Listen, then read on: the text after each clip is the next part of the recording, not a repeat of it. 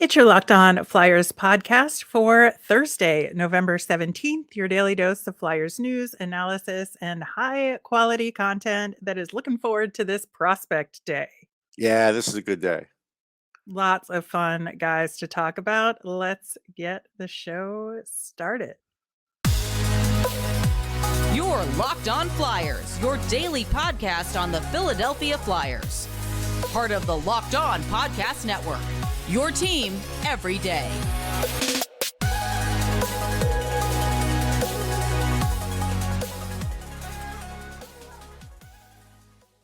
Hello, I'm Rachel Donner. You can find me on Twitter at rmiriam. I'm here as always with prospect expert Russ Cohen, who's on Twitter at Sportsology. Thanks for making us your first listen every day. You can follow the podcast on Twitter at Locked On Flyers. You'll keep up to date on all of our episodes and Flyers news. You can also email the show at lockedonflyers@gmail.com. On today's show, we will be previewing tonight's matchup against the top of the league Boston Bruins. Should be an interesting one. Then we're going to dig into those prospects like we talked about. We're going to start off with JR Avon, who is a Flyers prospect, and then talk about a couple of draft prospects in Otto Stenberg and Ryan Leonard. Locked On Flyers is free and available on Apple Podcasts, Spotify, Odyssey, wherever you're listening. So subscribe. You'll get all of our episodes here on the Locked On Podcast Network. Plus, we're over on YouTube. So subscribe over there as well. Russ, a little bit of Flyers news that we didn't get to on yesterday's show because we had our interview with Chris Terrian. You should go back and listen to that if you haven't already. Artem Anisimov has a Phantoms contract right now. And, it's good that he's healthy. I'm very happy for him. I think it makes sense to give him a Phantoms contract to really see like where he's at. And then you don't really have to do anything now in terms of eliminating a Flyers contract in order to make room for him until you have some more information. Sure, but that's not going to take long. I think if he looks good for a couple weeks, you're talking about 1st of December, something's going to Right. happen. Yeah, and I guess it'll depend on how everybody else is doing, if Wade Allison comes back and Right. all of that. So, but they will have Anisimov in their back pocket. Patrick Brown is also with the Phantoms on a rehab stint. It's nice to see them use the Phantoms as a Finally. rehab Well, they stint. don't really have Yeah, a choice. Now they don't have a choice. it's But true. it is nice to see it. The only thing you have to consider with Anisimov is if they do get to the point where they sign him and they have to cut another contract, like having that lack of flexibility because you're 50, are again full at the deadline is not a positive. No, I think there's going to be a real interesting squeeze here, and it's all like fourth liner guys. Yeah. And that's I think the part of it that's a little bit more frustrating than anything is that that's where the overload is right now. And so it just makes things very difficult because then you have to really make some tough decisions. You do. And so luckily we don't have to make them today. That is true. Also, the GMs had a little bit of a meeting and they always talk about potential rule changes there. Anything fun come out of that? Yeah. So rule change wise, they're talking about in overtime, not overtime, sorry, penalty shots. If you have a player that gets awarded a penalty shot, and let's say he's a fourth liner that's not a great scorer, you could decide whether to shoot the penalty shot or take a 2-minute power play. I see the pluses and minuses on both of those, on both sides. The part that I think to me they would have to change is I would only give them a 1-minute power play. And I'll tell you why. Because a penalty shot takes no time off the regular clock, like 1 second. But if if I got a penalty shot awarded to my team, and let's say I'm up a goal, and let's say there's, 3 minutes to go in the game, now I'm going to be able to waste 2 of those minutes on the power play because I was able to choose it. So I think there has to be a balance there. Yeah, that's a really interesting point about it because, yeah, it does depend on when in the game it is and what the score is and what decision you would make. And It could put some teams, in a very vulnerable position in terms of having opportunities to tie it up at the end and things like that. So definitely something they'll have to talk through all the potentialities with. Yeah, like in 4 months they will. Also with, in regard to gloves, maybe the longer gloves again with the wrist guards in them based on what happened to Evander Kane. So that's getting talked about. I'm in favor of that. I understand some players don't like it. I think they could get used to it though, and I just think the good outweighs the bad in this one. I do too. That was so awful what happened to him. So if they can do something to prevent it, it's a good thing. Yeah. But turning our attention to the Boston Bruins are at the top of the NHL, 14-2, undefeated at home. They're on a 4-game winning streak. They've won against all different kinds of teams, averaging 4 goals a game, top PK in the league, 7th on power play. Seems like they're going to be trouble, Russ. Yeah, I mean, you always hope you can catch a team on an off day when they're like this, and that's always possible. The things that the Flyers would have to clean up, the offensive zone faceoffs were bad. I mean, they gave up a shorthanded chance on an offensive zone I think 2 actually, off offensive zone faceoffs, which is bad. They would be going up against Patrice Bergeron for some of those because it's at home and they can control it. Those are some areas they're going to be pretty mismatched, and then just the general having 2 number 1 defensemen with Charlie McAvoy and Hampus Lindholm, that is going to cause problems too. The thing is, if the coach keeps saying you got to forecheck, forecheck, forecheck, that's great, but you got to catch up to him the forecheck, and that was even a problem with Columbus at times. Yeah, that's kinda the big thing, I think, with Boston. You mentioned McAvoy and Lindholm. McAvoy just got back recently, already has a goal and 2 assists in 3 games. Lindholm already has 17 points and is a plus 18 as a defenseman, which is, they're just playing at an unreal level right now, which has actually been sustainable.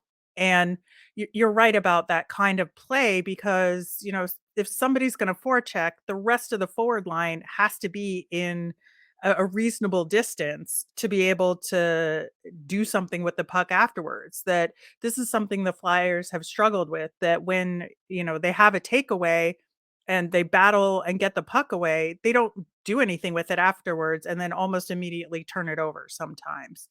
And I think that's something they absolutely need to clean up. And against a team like Boston, if they can't capitalize on that kind of forecheck or that kind of board battle, then they're just lost. Yeah, it's going to be a battle no matter who's in net, no matter what they're doing. This is going to be a tough game.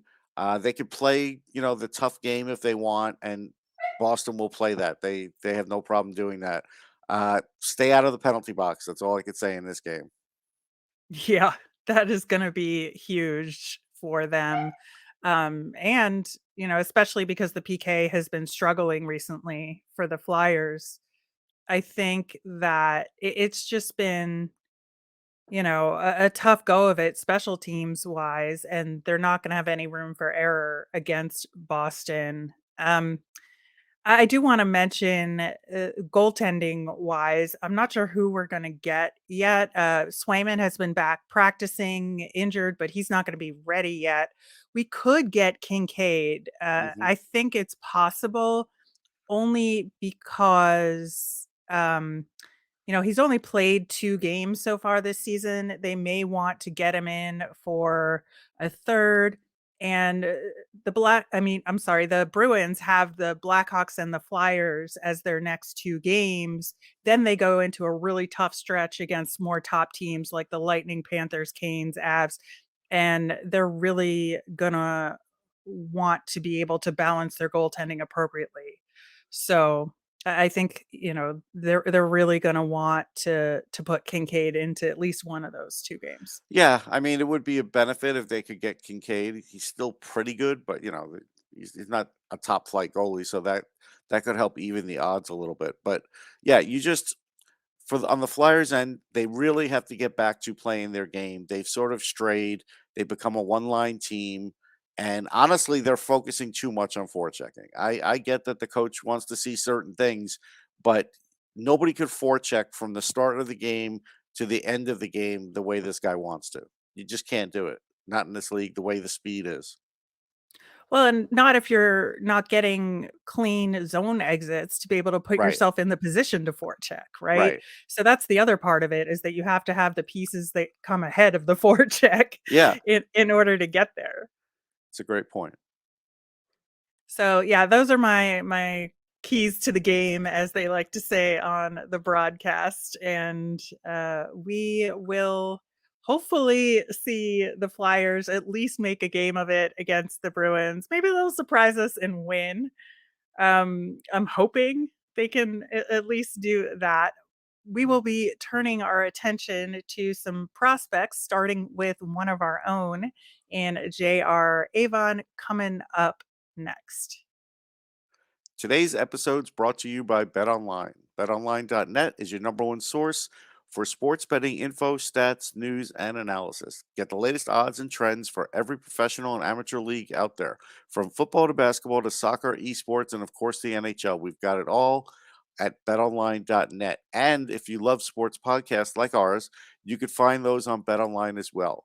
We're always the fastest and easiest way to get your betting fix. Head to the website today or use your mobile device to learn more. Bet online, where the game starts.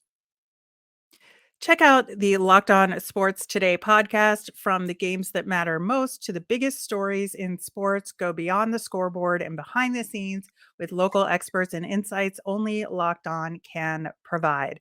Locked On Sports Today, available wherever you listen to podcasts, plus over on YouTube.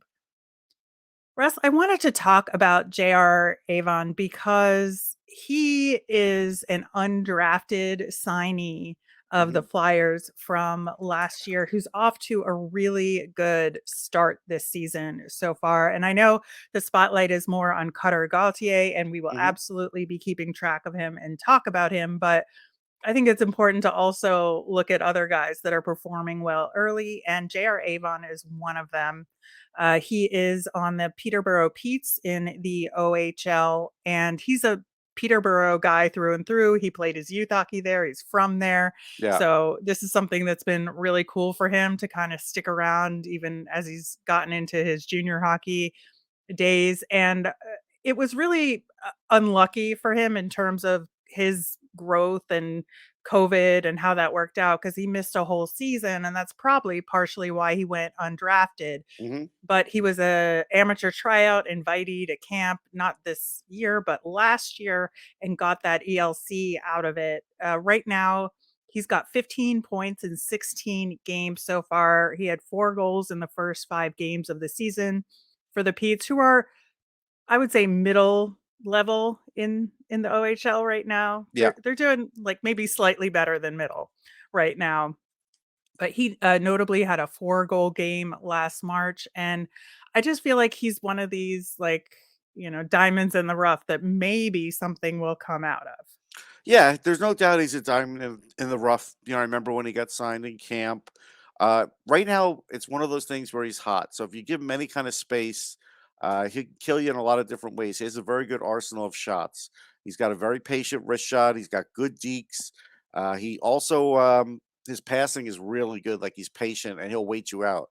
So offensively, when he gets the puck, he can make a lot of things happen in that league, and he has been doing that, and that's been impressive. That's something that right now I'd say he's doing better than we all would have thought. And even his one timer looks great.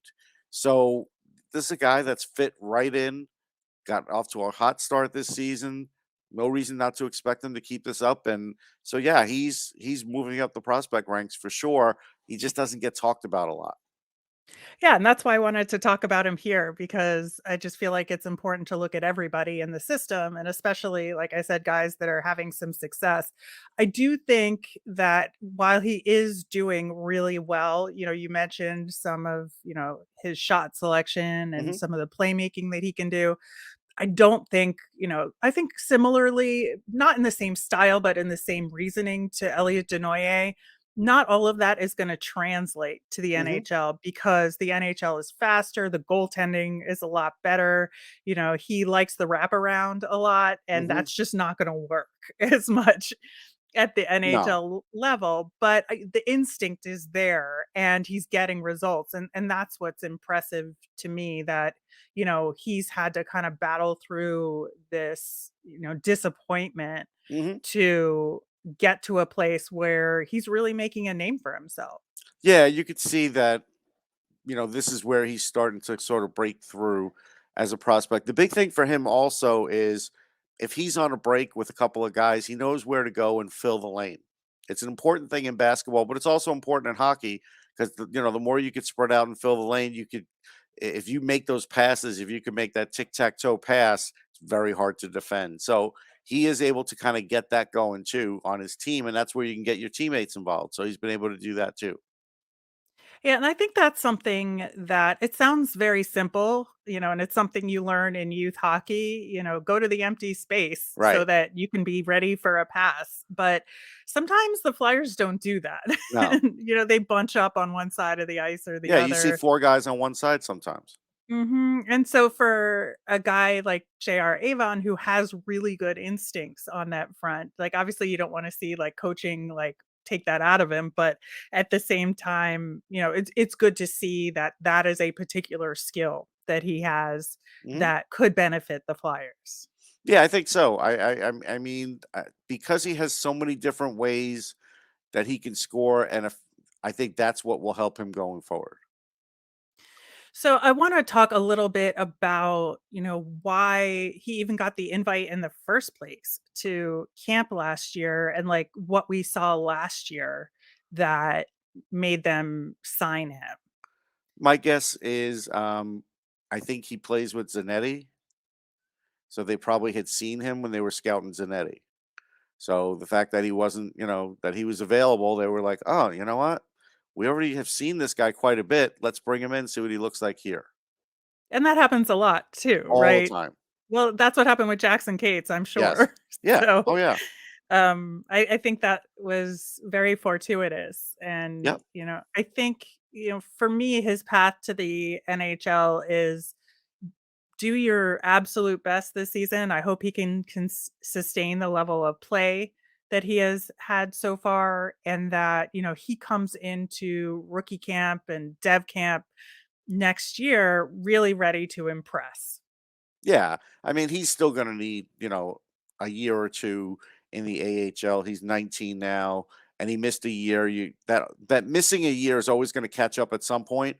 So he's making up for a little bit for lost time, but you're gonna have to play those games. Nobody has ever really put a number on how many games somebody should play before they're in the NHL because there's always exceptions, like a Crosby's an exception, but they're getting closer, it looks like, with goaltenders. It seems like with goalies now, their organizations are kind of saying, listen, we want this guy to play X amount of games, pro games in the AHL, ECHL, even before we even see him in the NHL. And so there could be a day where we do that for players. It is done in some baseball organizations with some good results and some bad results. Yeah, I definitely think he deserves a shot to play for the Phantoms next season. I Yeah. think that he should compete for one of those spots and not, have to play elsewhere at that point. I think he'll be too old for it to make sense for him to go back to junior at that Well, point. I wouldn't argue it with him because he could still lead the league in scoring. There's still a lot he can do. He could lead his team to a championship, but that's again, yeah. Let's see where he's at first. Right. I would just if he's continuing to play this well throughout the season, and he stays healthy, I think that learning to adjust to the pro game at sort of the peak is probably a good thing for him rather than like giving himself a chance to lose confidence before getting to that Well, I point. mean, I could play devil's advocate. I mean, everybody was thinking Tyson Forster's too good to send back to juniors, and he's struggling in the AHL. It does happen. Yeah, I think there was also the asterisk next to that with him playing in the AHL in that quote unquote lost season where the AHL wasn't as high level as Hmm. it is now. Hmm. So I think we were kind of comparing apples to pears in that Okay, that's fair. situation. But yeah, so JR Avon, definitely keep an eye on him, and we'll look forward to seeing how he and the Peterborough Petes do. When we come back, we are going to talk about Otto Stenberg and Ryan Leonard, who are draft eligible prospects. Russ, when you said you wanted to talk about Otto Stenberg, I was very excited because, of course, I remember that he had a lacrosse goal Hmm. in the Four Nations Cup, which is really, really cool. We'll put a link to that in the show notes. Was on Sweden's U18 team in U18 World. So that's where I've seen him play. Uh, but I'm not quite as familiar with him as you are. He's a forward, he's 17. And right now, in the early days, he's ranked mostly in the 14 to 20th range right now for a first round potential pick. So, what else do we know about Otto Stenberg? Yeah, and that's before the Five Nations where he did really well. So he's going to rise from that, and I think he will keep rising to get to the pretty close to the top 10 before it's all said and done. What we know about him is he is another one of these guys that can play center or wing, but a lot of times I'll talk to them about it, see how much they've played there, and then sort of do an interview and kind of get back to where they feel best. And right now he feels best on the wing. And so if any team's drafting him and saying they're drafting him to be a center, probably not. Uh, and the reason he's better as a wing, he is just a little quicker off the wall and a little more dangerous offensively off the wall. Like he is, a playmaker kind of guy, but he does have a hell of a shot too. So he is one of those guys that can score too. So that's where I feel like on the wing is good for him.